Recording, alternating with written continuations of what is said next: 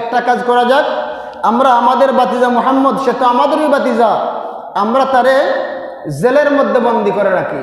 লিসবিতুকা, আমরা তারে জেলের মধ্যে বন্দি করে রাখি, জেল থেকে বের হইতে পারবে না, কালিমার দাওয়াতও দিবে না।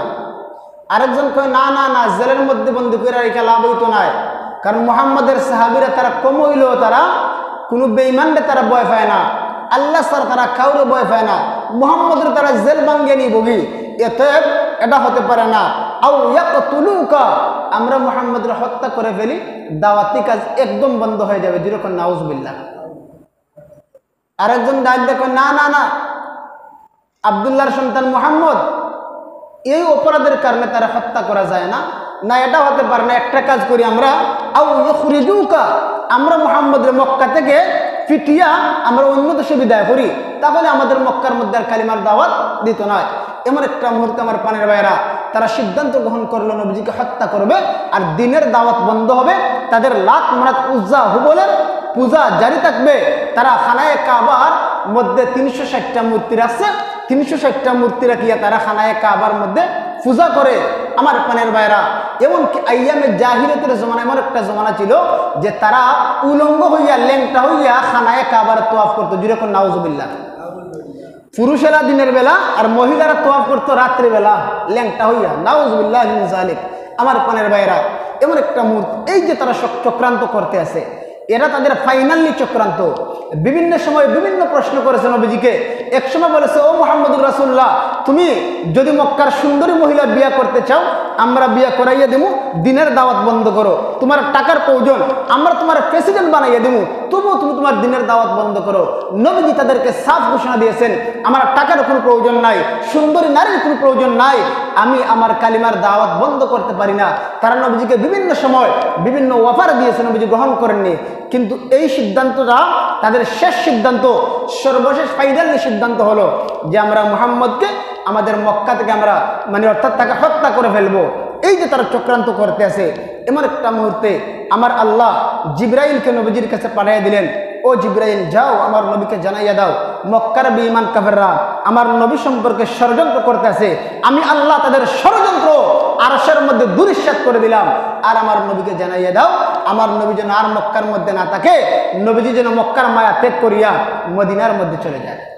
আল্লাহ বলেন, وَإِذْ يَمْكُرُ بِكَ الَّذِينَ كَفَرُوا لِيُثْبِتُوكَ أَوْ يَقْتُلُوكَ أَوْ يُخْرِجُوكَ। আমার পানের ভাইরা, আমার আল্লাহ ডাক ডাক, ওয়াইদ, অগণবজি আপনি স্মরণ করুন, উযকুর আপনি স্মরণ করুন, ইয়ামকুরু বিকাল্লাযীনা কাফারু লিইউসবিতুকা আও ইয়াকতুলুকা আও ইখরিজুক। আমার আল্লাহ ডাক ডাক, অগণবজি আপনি স্মরণ করুন, যখন মক্কার বেঈমান কাফেররা আপনাকে জেলের মধ্যে বন্দী করার চক্রান্ত করেছে, আও ইয়াকতুলুকা, আপনাকে তারা হত্যা করার চক্রান্ত করেছে, আও ইখরিজুকা, নবীজি আপনাকে তারা দেশ থেকে তাড়িয়ে দেওয়ার চক্রান্ত করেছে, দেশ থেকে আপনাকে বহিষ্কার করার চক্রান্ত করেছে। নবীজি আপনার চিন্তার কোনো কারণ নাই, আমি আল্লাহ আরশের মধ্যে তাদের সব চক্রান্ত দুরিশ্বাত করে দিলাম। যেরকম সুবহানাল্লাহ। আমার পানের ভাইরা, এবার আমার আল্লাহ নবীকে হিজরতের নির্দেশ দিয়ে দিলেন। নবী গো, মক্কার জমিনে 13 বছর দিনের দাওয়াত দিয়েছেন। ও নবী, মক্কার জায়গায় জায়গায় মায়ের খেয়েছেন, আপনার শরীর থেকে রক্ত জড়িয়েছে। নবীজি আপনি আর মক্কার জমিনে থাকতে পারবেন না, এবার মক্কা সাইরা মদিনার মধ্যে চলে যান। আমার পানের ভাইরা, নবীজি যেদিন মাতৃভূমি সাইরা যাইবেন, যখন আমরা আমাদের বাড়ি সারিয়া সাধারণ বিদেশ যাই, এমন একটা মুহূর্তে আমাদের অন্তরের মধ্যে কত বেদনা, কত দুঃখ হয় রে হয়। আমার মাতৃভূমি সাইরা আমি কেমনে বিদেশ যাইমু, আমার আত্মীয় স্বজন সাইরা কেমনে বিদেশ থাকবো, এরকম চিন্তা আসে। এমন একটা মুহূর্তে আমার আপনার নবী, বিশ্ব নবী রাহমাতুল লিল আলামিন, যখন মক্কা সাইরা মদিনার মধ্যে চলে যাইবেন, এমন একটা মুহূর্তে আমার আপনার নবীর মনের মধ্যে বড় আশা আকাঙ্ক্ষা খায় রেখায়, যদি মক্কা সাইরা যাওয়ার আগে খানায়ে কাবার মধ্যে 2 রাকাত নামাজ পড়তে পারতাম। নবী আমার যখন রাত্রি হয়ে যায়, খানায়ে কাবার সামনে চলে যায়, খানায়ে কাবার চাবিওয়ালারে ডাক দেখো, ও খানায়ে কাবার চাবিওয়ালা, একটু দরজাটা খুলে দাও, আমি 2 রাকাত নামাজ পড়তে চাই। এমন একটা মুহূর্তে চাবিওয়ালা ডাক দেখো, মুহাম্মদ, দারুন দুয়া নামক জায়গার মধ্যে আমরা ফাইনালি সিদ্ধান্ত করেছি তোমার হত্যা করার। এখন যদি তারা তোমার দেখে ফেলে, আবু জাহেল, উতবা, শয়বারা দেখে ফেলে, তোমার তোমার তারা হত্যা করব। মুহাম্মদ রে, নামাজ পড়ার দরকার নেই, তাড়াতাড়ি মদিনার মধ্যে চলে যাও। রে মুহাম্মদ, যদি মক্কার বেঈমান কাফেররা দেখে তুমি আমার সাথে কথা বলতেছো, তারা মনে মনে ভাববো হয়তো আমাদের চাবিওয়ালার গোপন সম্পর্ক মুহাম্মদের সাথে আছে, যেরকম ঠিক কিনা। এমন একটা মুহূর্তে আমার আপনার নবীর মনের মধ্যে বড় আশা আকাঙ্ক্ষা 2 রাকাত নামাজ পড়ার জন্য। এবার নবী আমার ডাক দেখো, ও চাবিওয়ালা ভাই, তোমার কাছে আমার কাকুতি মিনতি হইল, 2টা রাকাত নামাজ পড়ার সুযোগ দিয়ে দাও। আমি সামান্য সময়ে 2টা রাকাত নামাজ পড়িয়া আমি মক্কা ছেড়ে মদিনার মধ্যে চলে যাব। এবার চাবিওয়ালা আমার আপনার নবীর গলার মধ্যে ধাক্কা দিয়া নবীজিকে মাটির মধ্যে ফেলে দেয়। যেরকম নাউজুবিল্লাহ। আমার পানের ভাইরা, এমন একটা মুহূর্তে আমার আপনার নবী বিশ্ব নবী কান্না শুরু করে দিছে। আমার আপনার নবী ডাক দেখে, রে চাবিওয়ালা ভাই, আমি কি অন্যায় করছি, আমি কি অপরাধ করছি? তোমার কাছে শুধু আমি চাবিটা চাইছি, আমি 2টা রাকাত নামাজ পড়তে চাই, তুমি আমার গার ধাক্কা দিয়ে ফেলে দিলে। রে চাবিওয়ালা ভাই, চাবি চাও কি আমার অপরাধ? এমন একটা মুহূর্তে আমার পানের ভাইরা, এবার চাবিওয়ালা আবার নবীকে ধাক্কা দিয়ে দেয়। আমার আপনার নবী বিশ্ব নবী এবার মক্কা ছাড়িয়া এবার চলে যাইবেন। আল্লাহর নবী বিশ্ব নবী রাহমাতুল্লাহ আলামিন এবার কামরা থেকে বের হয়ে যাইবেন। মক্কার বেঈমান কাফেররা এবার তারা ঘোষণা দিয়েছে মুহাম্মদ হিজরতের জন্য বের হয়ে গেছে, যে মুহাম্মদের ধরে দিতে পারবা তারে 200 উট পুরস্কার দেব। যেরকম নাউজুবিল্লাহ। আমার পানের ভাইরা, এবার নবীজিকে তারা ধরার জন্য এবার নবীজির পিছু দাওয়া করবে। এবার তারা আমার আপনার নবী বিশ্ব নবীর গড়কে তারা চতুর্দিক থেকে বেষ্টন করে রেখেছে। নবীজির কামরার চতুর্দিক থেকে তারা নবীজির কামরাকে তারা ঘেরাও করে রেখেছে। মুহাম্মদ বের হও, তোমার আমরা হত্যা করবো। তারা হাতের মধ্যে পাথর নিয়া। এমন একটা মুহূর্তে আমার আল্লাহ ডাক দেখো, নবীজি আপনার চিন্তার কোনো কারণ নাই, আপনি এখন বের হইবেন না। আপনি একটা কাজ করুন, আপনি সূরা ইয়াসিনের একখানা আয়াত, ওয়াজআলনা মিন বাইনি আইদিহিম সাদ্দা ওয়া মিন খালফিহিম সাদ্দা ফাআগশাইনাহুম ফাহুম লা ইউবসিরুন। আপনি ওই আয়াতে কারিমা পড়িয়া আপনি এক মুষ্টি বালি হাতের মধ্যে নিয়া বেঈমানদের উপরে আপনি ছুঁড়ে মারবেন, তাদের চোখ বন্ধ হয়ে যাবে, আপনি আর ফাঁক দিয়ে চলে যাইবেন। এবার আমার আপনার নবী বিশ্ব নবী এবার এক মুষ্টি বালি হাতের মধ্যে নিয়া বেঈমানদের উপর ছুঁড়ে মারলেন, বেঈমানদের চক্ষু বন্ধ হয়ে যায়। এবার নবীজি কামরা থেকে বের হয়ে যাইবেন।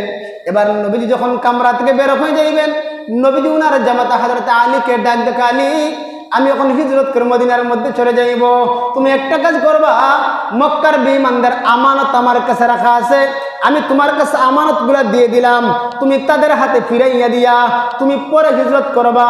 যদি আমি এখন হিজরত করে চলে যাই, যদি তাদের আমানত তাদের হাতে না পৌঁছে, তারা আমারে গালাগালি করব, এটা ইসলাম ধর্মের জন্য কলঙ্কের বিষয়। এমন একটা মুহূর্তে আমার আপনার নবী বিশ্ব নবী এবার আলী রাদিয়াল্লাহু আনহুর কাছে আমানত দিয়া এবার নবী আমার যেই মাত্র এমন একটা মুহূর্তে যখন আমার আপনার নবী বিশ্ব নবী রাহমাতুল্লাহ আলাইহি আলীকে রেখে দিয়া নবীজি এবার হিজরত করে মদিনার মধ্যে চলে যাইবেন।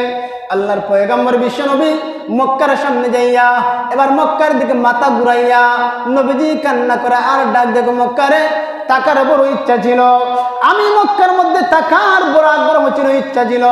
যেই জায়গার মধ্যে আমার জন্ম হয়েছে, যেই মক্কা হলো আমার মাতৃভূমি, যেই জায়গার মধ্যে আমার শৈশব কাল কেটেছে, এমন একটা সময় এসেছে আমি যুবকে পরিণত হয়ে গেছি, লম্বা দীর্ঘদিন আমি মক্কার মধ্যে থাকছি, মক্কা ছাইরা যেতে আমার মন চায় না। রে মক্কা তাকার বড় ইচ্ছা ছিল, যদি তোমার সহজাতিরা মক্কার বেঈমান কাফেররা আমার সাথে খারাপ আচরণ না করতো, আমি কখনো মক্কা ছেড়ে চলে যেতাম না। যেরকম সুবহানাল্লাহ। মুআজ্জাজ হাজিরিন, এবার আমার আপনার নবী বিশ্ব নবী রাহমাতুল্লাহ আলামিন যেই মাত্র মক্কা ছেড়ে চলে যাইবেন, যখন মক্কার বেঈমান কাফেররা চতুর্দিক থেকে সাহাবায়ে কেরামদের উপর নির্যাতন চালাইতে লাগলো, হযরত আবু বকর সিদ্দিক রাদিয়াল্লাহু আনহু ডাক দিয়ে বলেন, ইয়া রাসূলুল্লাহ, ইয়া হাবিবাল্লাহ, নবী গো, সাহাবায়ে কেরাম হিজরত করতে আছে, যদি আমাকেও হিজরতের অনুমতি দিতেন আমিও হিজরত করতাম গো নবীজি। তখন নবী আমার ডাক দিয়ে বলেছেন, আবু বকর আমি নবীও কিন্তু মক্কার মধ্যে থাকবো না, আমিও কিন্তু থাকতে পারবো না।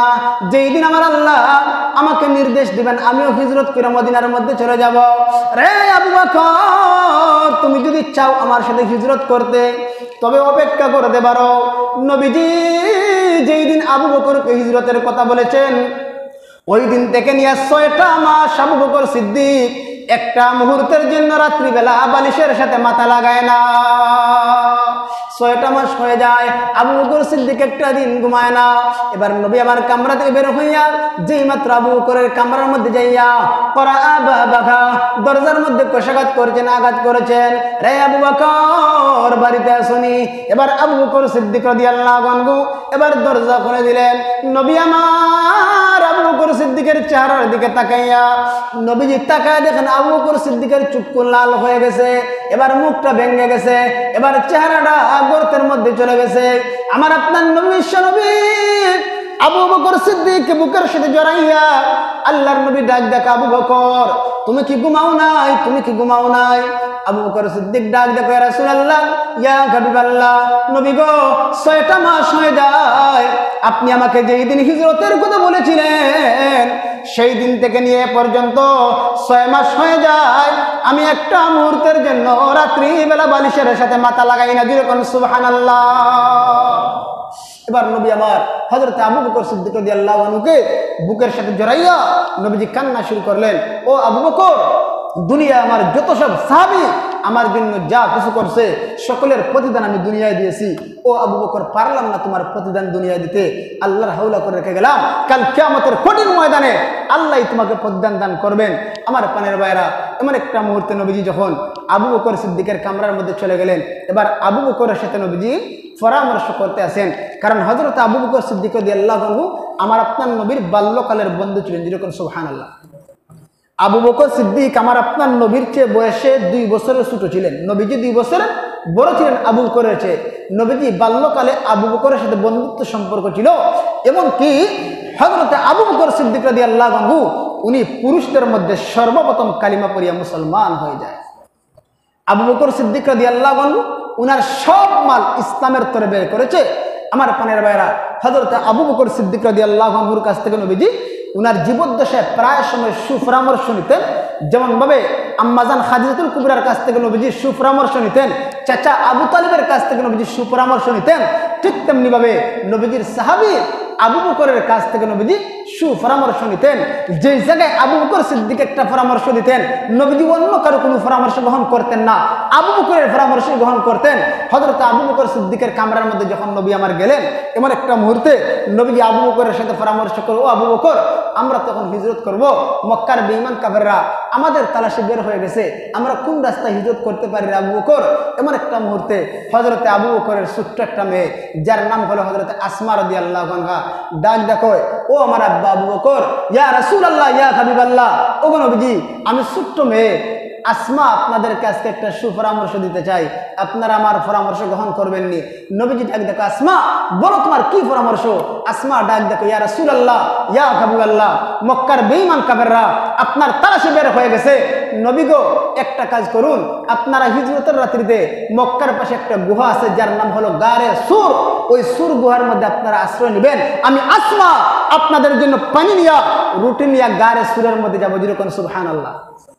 মুআজ্জাজ হাজিরিন, হযরত আসমা রাদিয়াল্লাহু আনহা যেই মাত্র নবীজিকে পরামর্শ দিলেন, আমার আপনার নবী বিশ্ব নবী রাহমাতুল্লাহ আলাইহি আসমার পরামর্শ গ্রহণ করিয়া এবার আবু বকর সিদ্দিককে নিয়া যেই মাত্র হিজরত করবেন, এমন একটা মুহূর্তে কঙ্করওয়ালা রাস্তা, রাস্তার মধ্যে ইট পাথরগুলো কঙ্কর, এমন একটা মুহূর্তে আমার আপনার নবীর পা খালাইয়া যায়, পা থেকে রক্ত বের হয়ে যায়। এমন একটা মুহূর্তে হযরত আবু বকর ডাক দেখো, ইয়া রাসূলুল্লাহ ইয়া হাবিবাল্লাহ, নবী গো, আজকে হিজরতের রাত্রিতে আমি সরি হয়ে গেলাম, আপনি আমার উপর আরোহণ করুন, আমি হিজরতের রজনীতে আপনার সরি হইয়া মদিনায় নিয়ে যেতে চাই। যেরকম সুবহানাল্লাহ। আমার পানের বাইরা, এবার নবীজি হিজরত করিয়া করিয়া যেই মাত্র গারে সুরের মধ্যে প্রবেশ করবেন, এবার আবু বকর সিদ্দিক ডাক দেখো, ইয়া রাসূলুল্লাহ, ইয়া হাবিবাল্লাহ, গারে সুরটা হলো অনেক পুরাতন একটা গুহা, যেই গুহার মধ্যে কোনো মানুষ যায় না। নবী গো, গারে সুরের মধ্যে সাপ বিচ্ছু থাকতে পারে।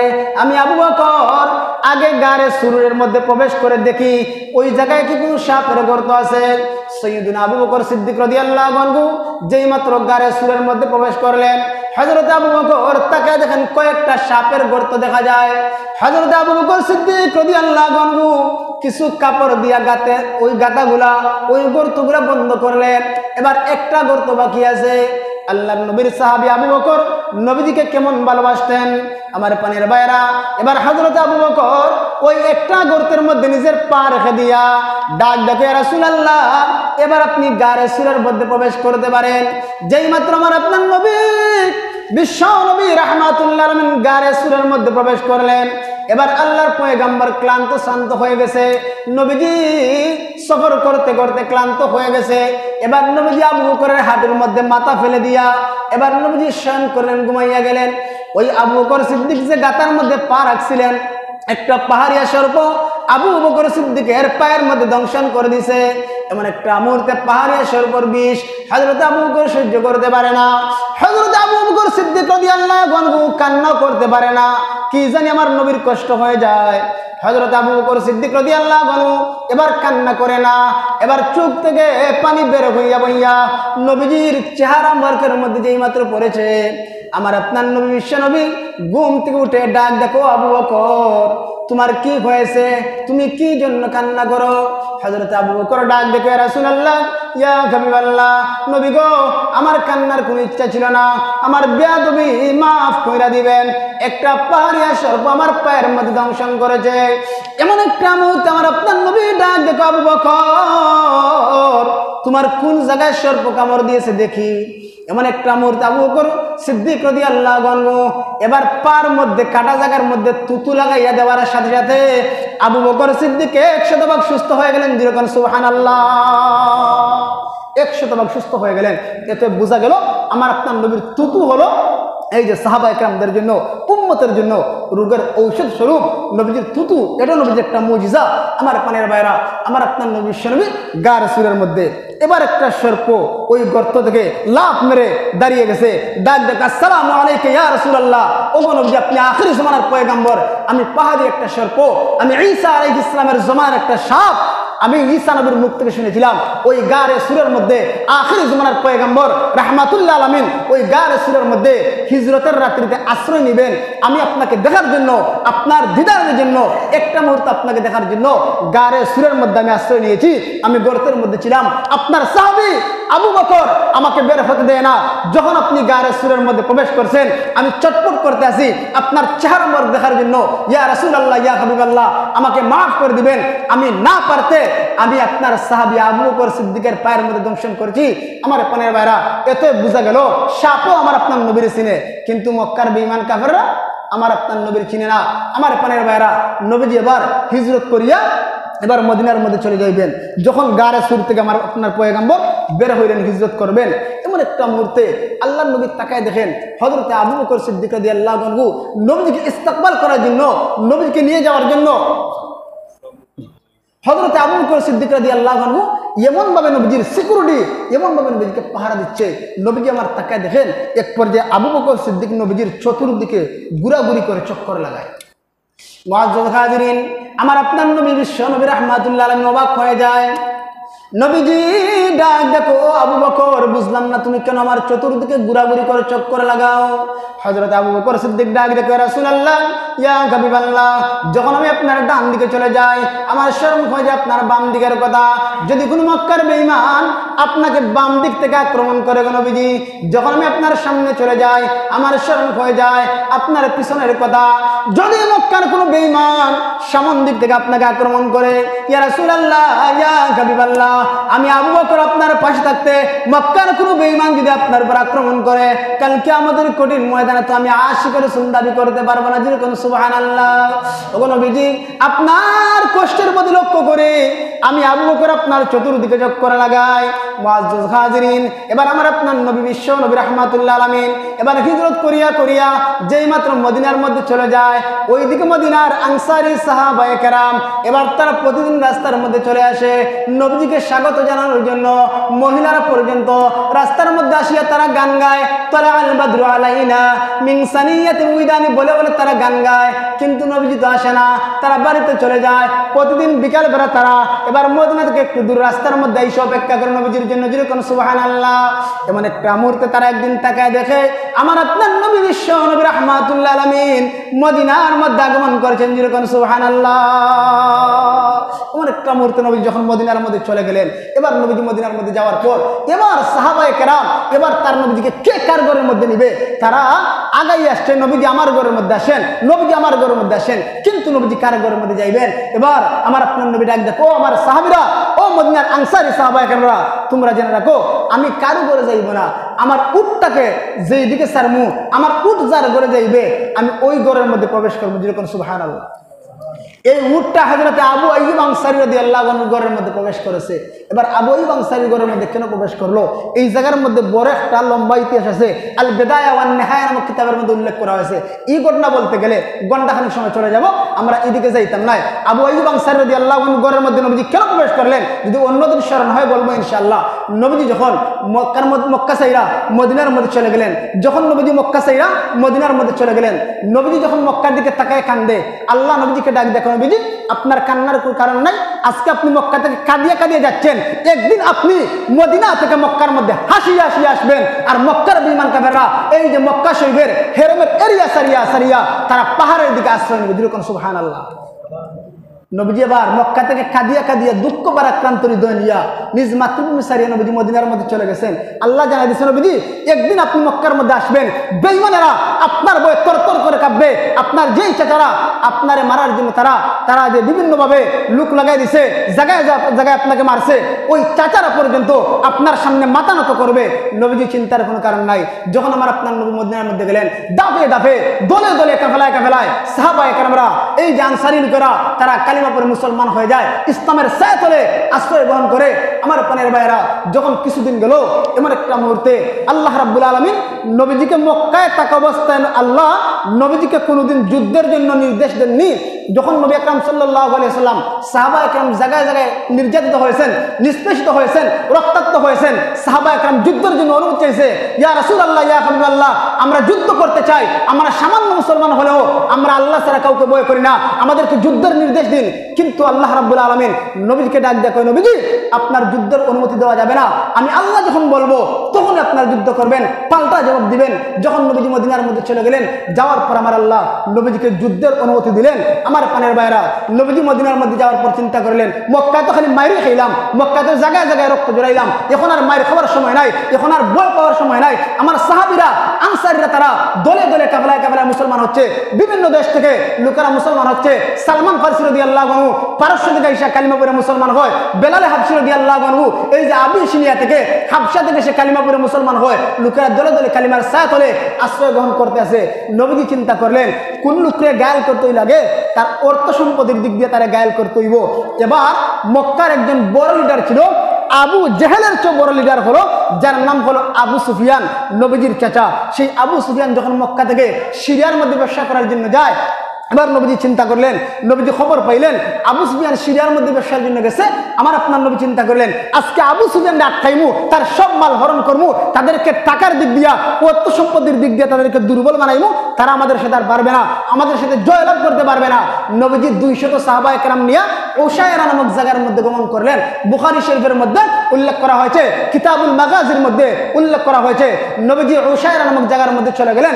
উসায়রাকে নবীজি আমার আপনার নবী হাদিসের মধ্যে গজওয়াতু উসায়রা বলে উল্লেখ করেছেন।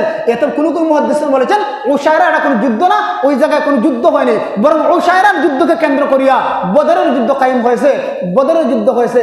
নবীজি 200 সাহাবায়ে কেরাম নিয়া উসায়রা নামক জায়গার মধ্যে নবীজি চলে গেলেন আবু সুফিয়ানকে ধরার জন্য। তার সমস্ত মাল হরণ করবেন, তাদেরকে সম্পত্তির দিক দিয়ে দুর্বল বানাইবেন। নবীজি যখন উশারা নামক জায়গার মধ্যে গেলেন, আর একজন লোক খবর দিচ্ছে আবু সুফিয়ান, কেউ আবু সুফিয়ান, মুহাম্মদ তোমাদেরকে ধরার জন্য উশারা নামক জায়গার মধ্যে আসছে, তুমি ওই জায়গা দিয়ে যাইবা না, অন্য একটা রাস্তা দিয়ে চলে যাও। আবু সুফিয়ান ওই জায়গা দিয়ে ওই রাস্তায় না আইসা আর একটা ফারিফত দিয়ে মক্কার মধ্যে চলে গেছে। ওইদিকে আবু জেহেলের কানে সংবাদ দিয়েছে আব্দুল্লাহর সন্তান মুহাম্মদ আমাদের লিডার, আমাদের নেতা আবু সুফিয়ানকে ধরার জন্য উশারা নামক জায়গার মধ্যে গেছে, তারে দেখে দিব, এরকম হুমকি আমকা করতে আছে। এই বলে সে কিছু দলবল নিয়া এবার মদিনার দিকে নবীজিকে দেখার জন্য, নবীজিকে আক্রমণ করার জন্য যখন চলে যায়, আমার আপনার নবী বিশ্বনবী খবর পাইলেন যে সে নবীজিকে মারার জন্য মদিনার দিকে চলে যাচ্ছে। আমার পানের ভাইরা, মক্কার মধ্যে নবীজিরা মারছে, নবীজি মদিনার মধ্যে যাওয়ার পরও তাদের হাত থেকে রেহাই পাননি, তারা মারার জন্য মদিনার দিকে গমন করছে। এমন সময় নবীজি উশারা নামক জায়গার মধ্যে আছেন। নবীজি এবার হিম্মত নিয়ে বসে আছেন যে আসুক আবু জেহেল, আমিও তার সাথে লড়াই করব, যেহেতু আমার আল্লাহ আমাকে লড়াইয়ের নির্দেশ দিয়েছেন। নবীজির এই বিশ্বাস ছিল যদি তাদের সাথে যুদ্ধ করি তারা হাজারো বেঈমান থাকুক, কিন্তু আল্লাহ রাব্বুল আলামিনের পক্ষ থেকে আমার উপর সাহায্য অবশ্যই আসবে ইনশাআল্লাহ। নবীজি এই বিশ্বাস নিয়ে, হিম্মত নিয়ে উশারা নামক জায়গা থেকে সিদ্ধান্ত গ্রহণ করলেন তাদের সাথে দরকার হয়, প্রয়োজন হয় যুদ্ধ করবেন। এমন একটা মুহূর্তে কিছু সাহাবা একরাম তারা আস্তে আস্তে আস্তে প্রায় 313 জন সাহাবা একরাম ওই জায়গায় জমায়েত হইলেন। তারা ওই দিক থেকে আবু জেহেলের বাহিনী আসতেছে, নবীজিও 313 জন সাহাবী নিয়ে সামনের দিকে অগ্রসর হইলেন। উশারা নামক জায়গার পাশেই হইল বদরের ময়দান। নবীজি বদরের ময়দানের মধ্যে একত্রিত হইলেন। ওই জায়গায় যুদ্ধ হইল, লম্বা ইতিহাস বলতে গেলে সময়ের দরকার, জাস্ট শুধু বললাম যে বদরের যুদ্ধ কায়েম হয়েছে।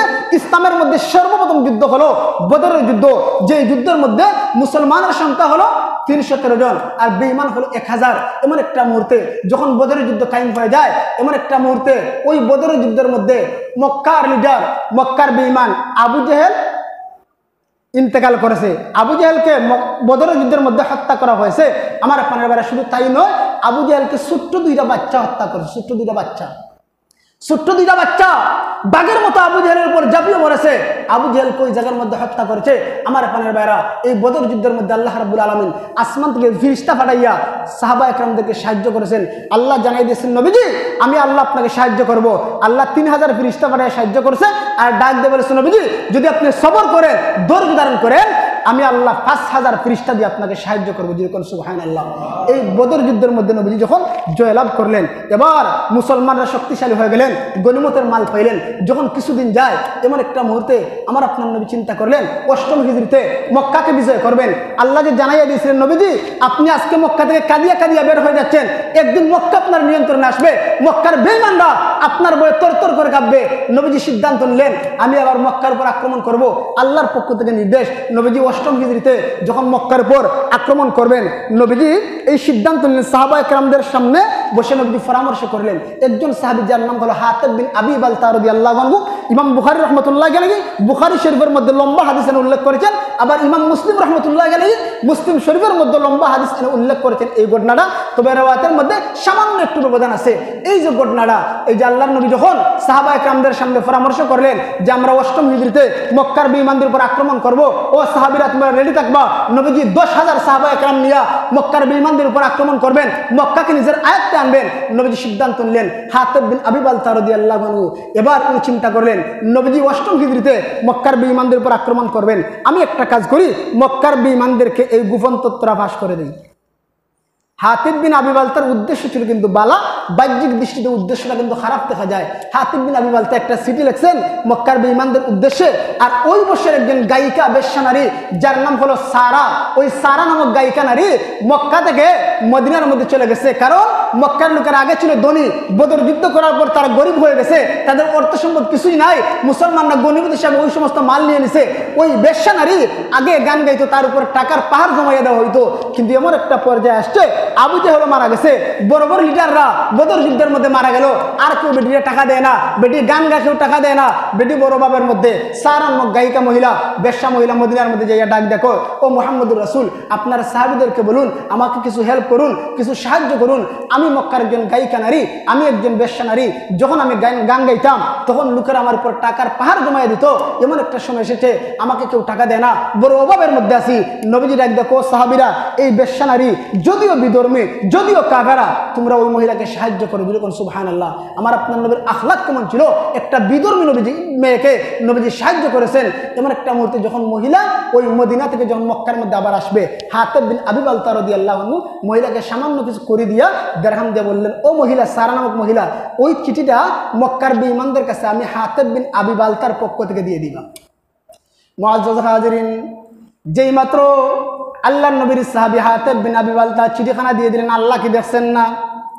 এমন একটা মুহূর্ত আমার আল্লাহ ডাক করে, জিবরাইল যাও আমার নবীর কাছে যাও, আমার নবীকে জানাইয়া দাও মক্কার বেঈমানদের উদ্দেশ্যে হাতেব বিন আবি বালতার পক্ষ থেকে একখানা সিডি সারা নামক গায়িকা মহিলার কাছে আছে, যাও আমার নবীকে জানাইয়া দাও ওই মহিলা এখন রওজায়ে খাক নামক জায়গার মধ্যে আছে। বুখারী শরীফের মধ্যে উল্লেখ করা হয়েছে, যেই মাত্র জিবরাইল আলাইহিস সালাম নবীজির সামনে হাজির হয়ে যায়, আসসালামু আলাইকা ইয়া রাসূলুল্লাহ, ওগো নবীজি, আপনার সাহাবী হাতেব বিন আবি বালতা, আপনি যে মক্কার উপর আক্রমণ করবেন, মক্কাকে বিজয় করবেন, আপনি ফতহ মক্কা করবেন, আপনার গোপন তত্ত্বটা আপনার সাহাবী ফাঁস কইরা দিছে, একখানা চিঠি মক্কার বেঈমানদের কাফেরদের উদ্দেশ্যে দিয়া দিছে, আপনি ওই চিঠিখানা উদ্ধার করুন। রওজায়ে খাক নামক জায়গার মধ্যে মহিলা আছে। আমার আপনার নবী হযরত আলী রাদিয়াল্লাহু আনহুর নেতৃত্বে কিছু সাহাবী দিয়া ওই মহিলার কাছ থেকে চিঠি আনার জন্য প্রেরণ করলেন। এবার আলী রাদিয়াল্লাহু আনহু রওজায়ে খাক নামক জায়গার মধ্যে যাইয়া মহিলাকে পাইলেন। এবার আলী ডাক দেখো, মহিলা তোমার কাছে এই চিঠি আছে? মহিলা ডাক দেখে কসম করে বললাম কোনো চিঠি নাই। এবার সাহাবীরা ডাক দেখে, মহিলা গো, আমার নবীর কথা কখনো মিথ্যা হতে পারে না, আমার নবী কখনো মিথ্যা বলতে পারে না, তোমার কাছে অবশ্যই চিঠি আছে, চিঠি বের করে দাও। কিন্তু মহিলা বের করে দিতে চায় না। এবার হযরত আলী রাদিয়াল্লাহু আনহু ডাক দেখে, মহিলা, যদি তুমি চিঠি বের করে না দাও, আমরা তোমার জামা খুলে দেখবো, তুমি অপমান হওয়ার আগে আগে চিঠিখানা বের করে দাও। মহিলা এবার বেপরোয়া হইয়া এবার মাথার চুলের কুবা থেকে চিঠি বের করে দিছে। অন্য হাদিসের মধ্যে আছে মহিলা তার জামার এই জায়গা থেকে, এই যে বেলজা রাখা ওই জায়গাতে বের করে দিছে। ওই চিঠি নিয়া আমার আপনার নবীর সামনে হাজির কইলেন। নবীজি চিঠিখানা বের করে তাকায় দেখে হাতেব বিন আবি বালতার পক্ষ থেকে চিঠি, ইয়া মাশার কুরাইশ, এ কুরাইশের লোকেরা, 8 হিজরিতে মুহাম্মদুর রাসূলুল্লাহ তোমাদের উপর আক্রমণ করবে, কিন্তু তোমরা মুহাম্মদের সাথে কখনো পারবে না, মুহাম্মদের সাথে মোকাবেলা করার মতো ক্ষমতা তোমাদের নাই। এমন একটা মুহূর্তে আল্লাহর নবী চিঠি দেখিয়া যেই মাত্র চিঠি পড়লেন, হযরত উমর ডাক দেখে, ইয়া রাসূলুল্লাহ, আমার অনুমতি দিন, আমি হাতেব বিন আবি বালতার কল্লার উড়াইয়া দেই, সে তো মুনাফিক হয়ে গেছে। আমার আপনার নবী ডাক দেখে, উমর তুমি গরম হয়ে না, আমার সাহাবী হাতেব বিন আবি বালতা কোন কারণে চিঠি লিখলো তার আমি জিজ্ঞেস করবো। নবীজি ডাক দেখো, হাতেব বিন আবি বালতা কোন জিনিস তোমাকে উদ্বুদ্ধ করলো এই চিঠিখানা লিখতে? তুমি আমাদের গোপন তত্ত্ব মক্কার বেঈমানদেরকে পাশ করে দিলে। এবার হাতেব বিন আবি বালতা ডাক দেখো, ইয়া রাসূলুল্লাহ, ইয়া হাবিবাল্লাহ, নবী গো, আমি কিন্তু একজন সাহাবী, আমার অন্তরে ইসলামের প্রতি কোনো বিদ্বেষ নাই, আমি মুনাফিকও নই। আমি কেন চিঠি লিখলাম জানেননি? নবীজি আমার বাড়ি কিন্তু মক্কার মধ্যে ছিল না, আমি আরেকটা দেশ থেকে হিজরত করে মক্কার মধ্যে আসি। যখন আপনারা হিজরত করিয়া মক্কা ছাড়িয়া মদিনার মধ্যে আসলেন, মক্কার মধ্যে আমার সন্তান আছে, আমার বিবি আছে, আমার সন্তান এবং বিবিকে দেখার মতো আমার কোনো আত্মীয় নাই।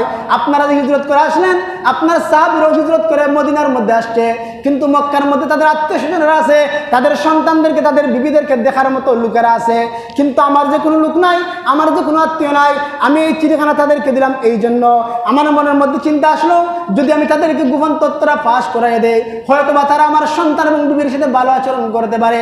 কারণ এমন একটা পরিস্থিতি, আমার সন্তান এবং বিবির কোনো খোঁজ আমি পাই না, যোগাযোগ বিচ্ছিন্ন হয়ে গেছে। এই উদ্দেশ্যে আমি চিঠিখানা লিখলাম।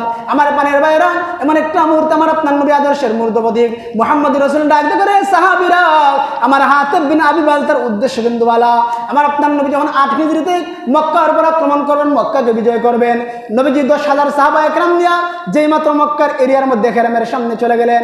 এবার নবীজি রাত্রিবেলা চলে গেলেন। আল্লাহর পয়গম্বর বিশ্বনবী ডাক দেখো, সাহাবীরা, যারা যারা গোসল করতে যাও, যারা ওযু করতে যাও, যারা জামা পরিবর্তন করতে যাও, তোমরা কামকাজ সেরে বেরো, আমরা সকালবেলা ইশরাকের নামাজ পড়িয়া খানায়ে কাবার দখল করবো। এবার নবী আমার 10,000 সাহাবা একরাম নিয়া এবার ইশরাকের নামাজ পড়িয়া খানায়ে কাবার সামনে চলে গেছে। যখন নবী আমার খানায়ে কাবার সামনে চলে যায়, তাকা দেখা যায় কাবা ঘর থেকে 2 জন লোক মাথার মধ্যে কাপড় দিয়া, কাপড় মুড়ি দিয়া বের হয়ে যায়। আমার আপনার নবী ডাক দেখে, আবু বকর, আমি মক্কার মধ্যে আসলাম, ওই 2টা লোককে খানায়ে কাবা থেকে বের হয়ে যায়। আবু বকর সিদ্দিক এবার যেই মাত্র ওই লোকের সামনে গেলেন, টাকা দেখেন নবীজির দুইজন চাচা আব্বাস রাদিয়াল্লাহু আনহু, আরেকজন হলেন আবু সুফিয়ান। এবার নবীজি ডাক দেখো আমার চাচারা আমার সামনে আসো, আমি মদিনা থেকে মক্কার মধ্যে আসলাম, আমি আপনাদের বাতিজা, আপনারা আমাকে কেন ছেড়ে চলে যান? চাচা আমাদের সামনে আসো। যেই মাত্র দুইজন চাচা নবীজির সামনে আসলো, এবার আমার আপনার নবী ডাক দেখো আমার চাচারা তোমরা কালিমা পড়ে মুসলমান হয়ে যাও। এবার তারা ডাক দেখো যদি কালিমা পড়ি কি হইব? বলে চাচারা যদি কালিমা পড়ো আমার যে মারছিলাই, আমাদের উপর নির্যাতন করছিলাই, আল্লাহ তোমাদের সব গুনাহ মাফ করে দেবো, যেরকম সুবহানাল্লাহ। এবার দুইজন চাচা কালিমা পড়ে মুসলমান হয়ে যায়। হযরত আবু সুফিয়ান এবার ডাক দেখো ও বাদশা মুহাম্মদ, যেই শরীরের মধ্যে মশা বসা হারাম, মাছি বসা হারাম, সেই শরীরের মধ্যে আমরা কত আঘাত করে রক্তাক্ত করেছি, বাদশা মুহাম্মদ তুমি আমাদেরকে ক্ষমা করবানি? আল্লাহর নবী ডাক দেখো আমার চাচারা আমি মুহাম্মদুর রাসূলুল্লাহ তোমাদেরকে ক্ষমা করে দিলাম, এমনকি আমার মনের মধ্যে কোনো বিদ্বেষ তোমাদের প্রতি নাই। তোমরা যখন কালিমা পড়েছো ইন্নাল ইসলাম ইয়াহতাদিমু মা কানা ক্বাবলাহু, কেউ যদি ইসলাম গ্রহণ করে তার পূর্বের সব গুনাহ আল্লাহ ক্ষমা করে দেয়, যেরকম সুবহানাল্লাহ। আমার পানের ভাইরা, যেই মাত্র নবী আমার এবার মক্কার মধ্যে চলে গেলেন, এবার নবী মক্কার মধ্যে যাওয়ার পর এবার ডাক দেখো আমার চাচারা এই খানায় কাবার মধ্যে আমি প্রবেশ করবো সাবি কারাতে। বলে সাবু ওসমান ইবনে মজউনের কাছে। উনি কই? বলে আপনি আপনার দিকে ফালাইয়া গেছে, আপনার বই তরতর করে কাঁপতেছে। আমার আপনার নবী ডাক দেখো আমার চাচারা ওসমান ইবনে মজউনকে খবর দাও, আমি মুহাম্মদ কার উপর আক্রমণ করব না, আমি আক্রমণ করার জন্য আসিনি, আমি মক্কা দখলের জন্য আসছি। ওসমান ইবনে মজউনকে খবর দাও। যেই মাত্র ওসমান ইবনে মজউন আল্লাহর নবীর সামনে আসলেন, আল্লাহর নবী বিশ্ব নবী ডাক দেখো ওসমান ইবনে মজউন এই চাবিটা এখন তোমার হাতে আছে, খানায়ে কাবা খুলে দিয়া এই চাবি তোমার কাছে রাখবা, কিয়ামত পর্যন্ত সেই চাবিটা তোমার হাত থেকে তোমার বংশধরের হাতে আমি মুহাম্মদুর রাসূলুল্লাহ আমানত দিয়ে দিলাম, যেরকম সুবহানাল্লাহ।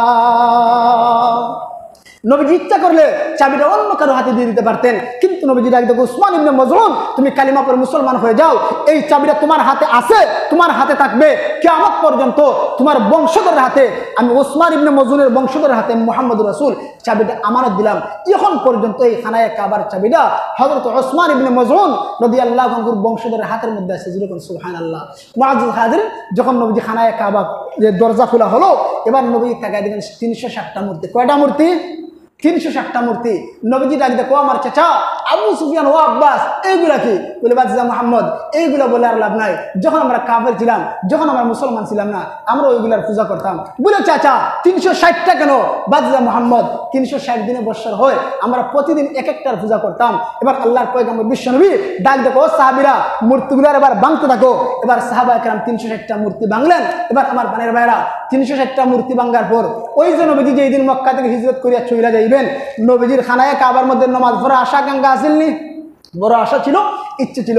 এবার নবীজি ডাক দেখো সাহাবীরা আমার মনের মধ্যে বড় তামান্না ছিল, মনের মধ্যে বড় আকাঙ্ক্ষা ছিল, আমি খানায়ে কাবার মধ্যে নামাজ পড়বো, কিন্তু মক্কার বেঈমান কাফেররা সেই সুযোগটা আমাকে দেয়নি। আমার আজকে মনে চায় যে খানায়ে কাবার মধ্যে নামাজ আদায় করবো।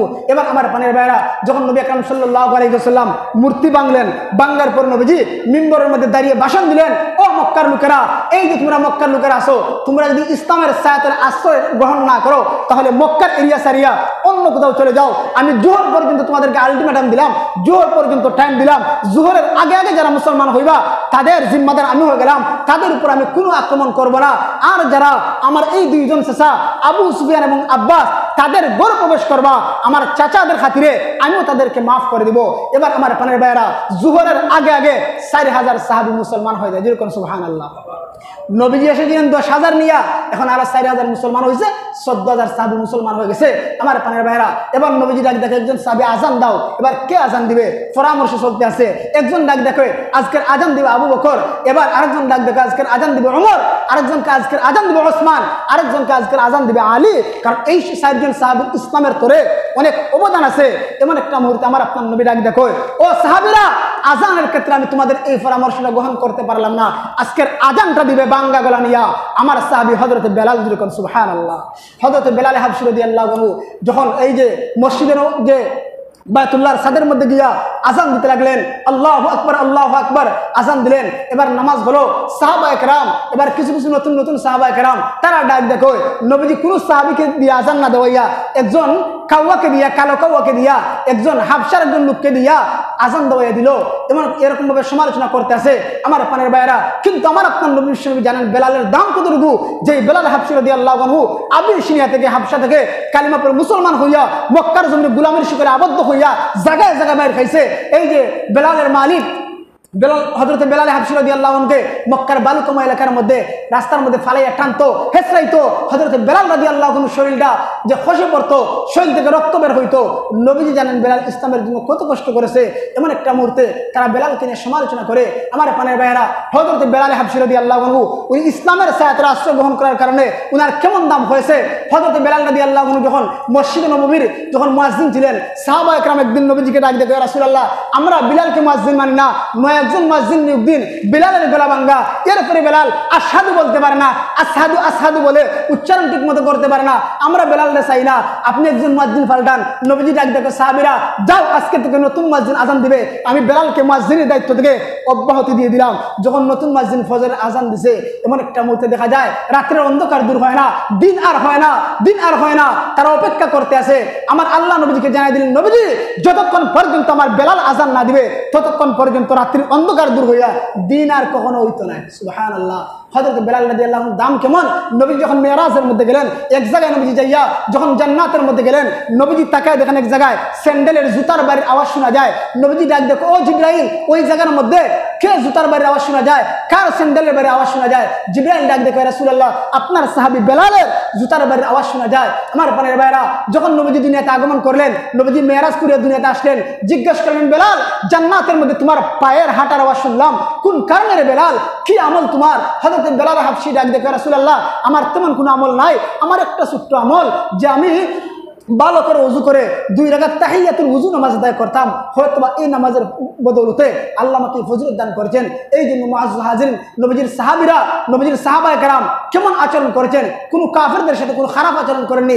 নবীজি এত নির্যাতনের শিকার হইও তাদেরকে ক্ষমা করে দিয়েছেন। কিন্তু নবীজি মক্কার মধ্যে যাইয়া যদি ওদের উপর আক্রমণ করতেন, জায়গায় জায়গায় ওদেরকে ফালাইয়া ফিরতেন, এরপর তাদেরকে কালিমার দাওয়াতে মুসলমান বানাইতেন। কিন্তু এরা তো নবীজির অপরাধ ছিল না। কিন্তু আমার আপনার নবী, উনি রাহমাতুল্লিল আলামিন, ওনার আখলাক কেমন ছিল, ওনার আখলাক কেমন ছিল, ওনার আখলাক দেখিয়া, আদর্শ দেখিয়া সাহাবায়ে কেরাম জায়গায় জায়গায় দলে দলে কালিমা পড়ে মুসলমান হয়েছে।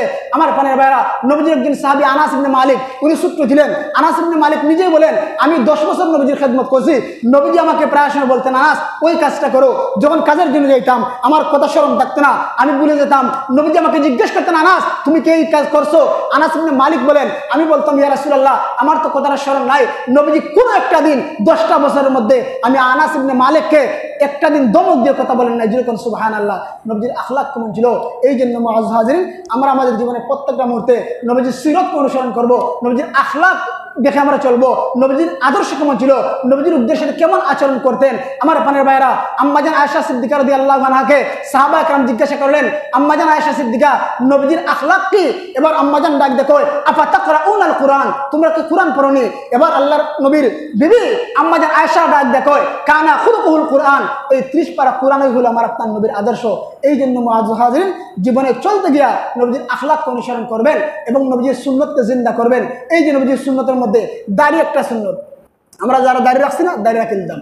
মিসওয়াকের একটা সুন্নত, এই যে ছোট্ট একটা আমল মিসওয়াক করা, এটা সুন্নতে মুআক্কাদা আলাল কিফায়া, এটা বাধ্যতামূলক না। যদি কেউ মিসওয়াক না করে গুনাহ হইতো না।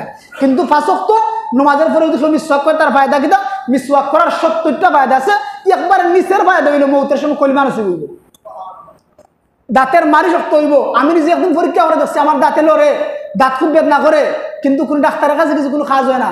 আমি নিজ থেকে আমি একটা মিসওয়াক বানাই, আমি কয়েকদিন মিসওয়াক করেছি, আলহামদুলিল্লাহ। এই মিসওয়াকের বদৌলতে আল্লাহ রাব্বুল আলামিন আমার দাঁতের মারিরে শক্ত করে দিচ্ছে। এই জন্য আমরা মিসওয়াক করবো। নবীজির প্রত্যেকটা সুন্নত আমরা যদি জিন্দা করি, সুন্নত মোতাবেক চলতে পারি, আমরা মরার সাথে সাথে আমরা জান্নাতের মধ্যে প্রবেশ করব। আল্লাহ যেন আমাদেরকে